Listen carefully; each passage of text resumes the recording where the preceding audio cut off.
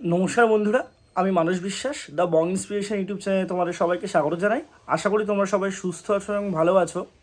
তা হঠাৎ করেই কালকে রাত থেকে তোমরা অনেকেই আমাকে জিজ্ঞাসা করছো যে দাদা, সমস্ত পুলিশের যে রিক্রুটমেন্ট প্রসেসগুলো আছে সেগুলো কি ভোটের আগেই মানে নিয়োগ হতে চলেছে?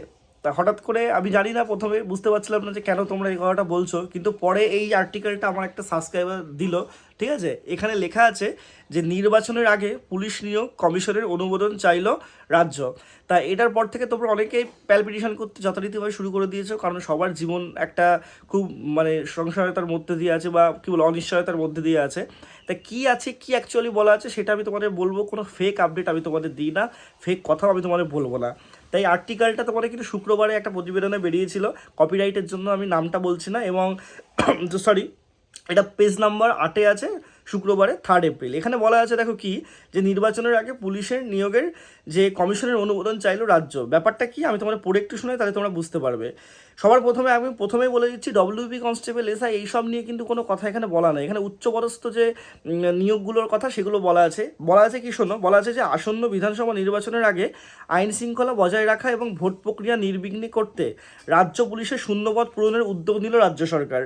এই সংক্রান্ত প্রস্তাব নির্বাচন কমিশনের অনুমোদনের জন্য পাঠানো হয়েছে। নবান্নে স্বরাষ্ট্র এবং পার্বত্য বিষয়ক দপ্তরের পুলিশ সার্ভিস সেলের তরফে মুখ্য নির্বাচনী আধিকারিককে চিঠিতে পাঠানো, মানে চিঠিতে বলা হয়েছে যে পশ্চিমবঙ্গ পুলিশ এবং কলকাতা পুলিশের একাধিক গুরুত্বপূর্ণ পদে বর্তমানে কিন্তু শূন্যপদ আছে। নির্বাচনের সময় এই পদগুলি পূরণ করা অত্যন্ত জরুরি বলে মনে করছে প্রশাসন। চিঠিতে মোট 12 জন আইপিএস আধিকারিকের নাম উল্লেখ করা হয়েছে। তাদের বিভিন্ন পদে বদলি এবং নিয়োগের প্রস্তাব দেওয়া হয়েছে। এর মধ্যে কিছু কিছু নাম তারা এখানে মেনশন করেছে, যেমন বিদিত রাজ, ভূতেশ, প্রবীণ প্রকাশ, ঠিক আছে, সঞ্জয় কুমার, ইন্দ্রজিৎ সরকার, উমেশ খান্ডালবার, এনারা। প্রস্তাব অনুযায়ী তোমাদের কলকাতা, বিধাননগর, চন্দননগর, দুর্গাপুর, আসানসোল, শিলিগুড়ি এইসব পুলিশ কমিশনারেট এবং জেলার গুরুত্বপূর্ণ পদে তাদের নিয়োগ করা হতে পারে। মূলত ডেপুটি কমিশনার এবং অতিরিক্ত পুলিশ সুপারের মতো দায়িত্বপূর্ণ পদগুলি পূরণের জোর দেওয়া হয়েছে। আমি আবারও বলছি, এখানে কিন্তু ডব্লিউবি কনস্টেবল বা কেপিএসআইয়ের কথা বলা নেই। এইটা নিয়ে অনেকে ফেক ভিডিও বানাচ্ছে। আমি তোমাদের দেখো, তোমাদের সমস্ত রকমই আপডেট দিই, তোমাদের কিন্তু সঠিক আপডেটটা দেওয়া আমার কর্তব্য বলে আমার মনে হয়। এবং এখানে বলেছে যে এখন নির্বাচন কমিশনের মানে অনুমোদন যদি মেলে, এদের বদলি এবং তো তোমাদের নিয়োগ কার্যকর হবে। নির্বাচনের আগে প্রশাসনিক কাঠামো শক্তিশালী করার এই উদ্যোগকে তাৎপর্যপূর্ণ মনে করছে প্রশাসনিক মহল।